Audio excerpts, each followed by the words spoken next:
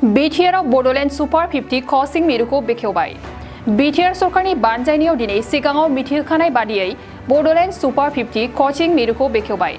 क'क्राझार सहरनि साखाथियाव थानाय क'क्राझार दिमोलगावनि जिल्ला बिजाब बाख्रियाव BTR हालामाव फरायसाफोरनि गुनखौ बांहोनायनि थांखिजों बड'लेण्ड सुपार 50 क्रसिंखौ दिनैनिफ्राय बेखेवनाय जाबाय। बड'लेण्ड सुपार 50 क्रसिंआव बाहागो लागिरि गोसो गुदुं फरायसाफोरा क'क्राझार जिल्लानिफ्राय सा 8, चिरां जिल्लानिफ्राय सा 7, बाक्सा जिल्लानिफ्राय सा 12, तामुलपुर जिल्लानिफ्राय सा 3 आरो उदालगुरि जिल्लानिफ्राय सा 9 गासै सा 39 फरायसाफोरा बाहागो लादों।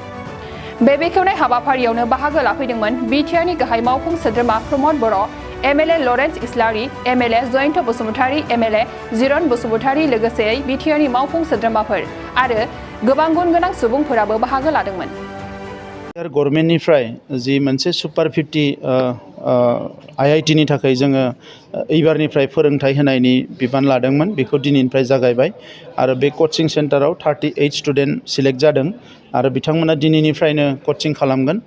बिसेस भाबे जायफोर फरायसाफ्रा दिल्ली मुम्बाइआव थांनानै एबा गोजानाव थांनानै कचिं लाहैनो हाया, कटाफ्राव थांनानै बै फरायसाफोरनि थाखाय जायफोरानोखि IIT आव थांनो लुबैयो बा इन्जिनियार जानो लुबैयो बिसोर जाहाथे एन्ट्रेन्सखौ पास खालामनो हायो बेनि थाखायनो नैबे कचिंखौ लानाय जादों। बेयो 11 मान्थ बेवहाय क्लास जागोन आरो बे नैबे लाइब्रेरियाव बिसोरनि थाखाय लेखा, बिसोरनि थाखाय थानाय जायगा, बिसोरनि थाखाय फरायनाय रुम, बिसोरनि थाखाय क्लासरुम, डिजिटेल क्लासरुम गासैखौबो रेडि खालामनाय जादों आरो मोनफ्रोमबो साबजेक्टनि फेकाल्टि बेयाव लाखिनाय जादों आरो बेजों लोगोसे किसुमान फेकाल्टि बाहेरनिफ्राय अनलाइन बिथांमोना फोरोंहरगोन। दा बे हिसाबै आं मिजिंथिदों जे जिखिनि फरायसा बेवहाय फैदों साफ्रोमबो जाफुंसार महर मोननो हागोन आरो बियो दिनैनि खोथा नङा। बड'फा उपेन्द्रनाथ ब्रह्म बर'नि माखासे दैदेनगिरिफ्रा सोमावसारनाय समाव जोंनो डाक्टार इन्जिनियार नांगौ, जोंनो IAS अफिसार नांगौ होननानै गोबां माने बिबुंथि होबोदोंमोन, गोबां माने बिथांखि लाबोदोंमोन। दा बेखौ मोगथां महर होनाया जोंनि BTR सरकारनि बिबान। आं गावबो सोमावसारनायाव दङमोन, फरायसा आफादाव दङमोन, बे खोथाफोरखौ आंबो बुजियो।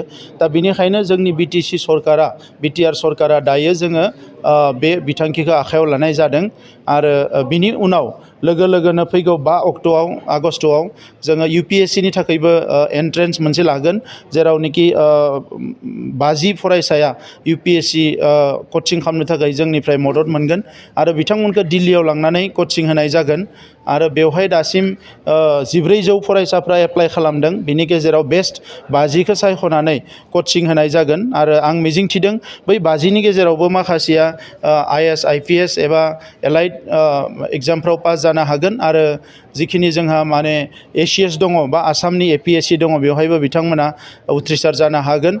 दा बे बिथांखिखौ जोङो मोगथां महर होनो थाखाय सरकारनिफ्राय नांगौ गासैबो प्रिपारेसनखौ जों कमप्लिट खालामबाय आरो बेजों लोगोसे मेडिकेलनि थाखायबो फैगौ नभेम्बर मासनिफ्राय जोङो कचिं सेन्टारफोरजों सावरायगासिनो दङ। बेस्ट कचिं सेन्टारनि गेजेरजों जोङो बिथांमोननि माखासे माने सिस्टेम अफ टिचिं आरो लोगोसे बिथांमोननि फेकाल्टिफोरखौ लानानै जोङो नभेम्बर डिसेम्बरनिफ्राय मेडिकेलनि थाखायबो 50 फरायसाफोरखौ कचिं होनायनि बेबस्था खालामगोन। दा सोलोंथाइयानो मोनसे ओनसोलखौ जौगाहोयो, सोलोंथाइयानो मोनसे हारिखौ जौगाहोयो आरो सुबुं धोन जेसेबां सोरजिनो हायो एसेबां थाबै। नंखायनो जोंनि सरकारा गोबाव समनि उनाव जिहेथु मोनसे स्टेबिलिटि फैदों, मोजां थासारि फैदों, बे समाव जों गासैखौबो खामानिखौ मावनो थाखाय खाबु लादों।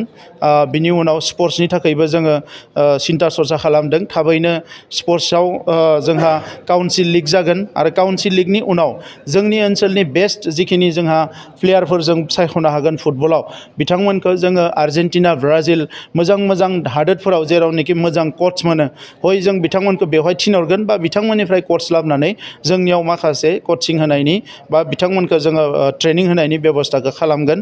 दा बेखौबो जों आखायाव लाबाय आरो कलेजफ्राव जि NCC लानांगौ, जेराव जोङो डिफेन्सआव थांनो हायो बा फरायसाफ्रा डिफेन्सआव साख्रि मोननो खाबु मोनो, देग्लाय बोसोरनिफ्राय 100 जोंनि स्कुल कलेजाव NCCखौ देग्लाय होनाय जागोन। बिनि थाखाय नर्थ इस्टनि जि NCC नि हेडक्वार्टार बेयाव रायलायनाय जाबाय। अलरेडि बिथांमोना बेखौ सेंसन खालामनानै होखाबाय जे देग्लाय बोसोरनिफ्रायनो जोंनि जिखिनि कलेजाव NCC गैया, जिखिनि हायार सेकेन्डारियाव NCC गैया, बेयाव गासैयावबो NCCखौबो इन्ट्रडिउस खालामनाय जागोन। नोंथाङा सरखारि साख्रि नागिरदोंना? नोंथांनि थाखाय मोनसे गोजोनथाव खौरां। नोंथांनि थाखाय दं एडुकेट पइन्ट, जेराव नोंथाङा सोलोंथाइ लानायनि गेजेरजों सरखारि साख्रिनि गुबुन गुबुन रोखोमनि गोब्राब आनजादफोरखौ उथ्रिसारनो हागोन आरो गावनि आथिङाव गसंथानो हागोन। बे एडुकेट पइन्टआव नोंथांमोना SSC, bank PO, bank clerk, bank SO, UPSC, FSC, defence, railway, state insurance, AAO, ADO एसिस्टेन्टजों लोगोसे स्टेट लेभेल जब आरो माखासे सरखारि साख्रिनि आनजादाव गोनांथि जानाय आयदाफोराव सोलोंथाइ लानो हागोन। मख'नो गोनांदि बे सोलोंसालियाव साख्रिनिल' नङा, बेयाव एमबिए आरो सैनिक स्कुल बायदियाव एडमिशननि थाखाय एन्ट्रेन्स होनो थाखायबो सोलोंथाइ लानो हागोन। बे सोलोंसालियाव गाहाम थाखो खथानि सुबिदा दं आरो सम मथे नोंथांनि सोलोंथाइखौ बे सोलोंसालियाव होनाय जागोन। बेखौबो मिथिनांगोन दि बे एडुकेट पइन्टआव सोलोंथाइ लानानै बावैसो 2021-22 इं मायथाइनि एसएससि जिडिनि आनजादाव गासै 11 सा सोलोंसाफोरा उथ्रिसारनो हादों। बारा नङा, गासै 15,000 रांजोंनो नोंथाङा बे सोलोंसालियाव 6 दानसिम सोलोंथाइखौ लानो हागोन। बे सोलोंसालिया क'क्राझार, बरपेटा रड, गवालपारा आरो बङाइगावआवबो दं।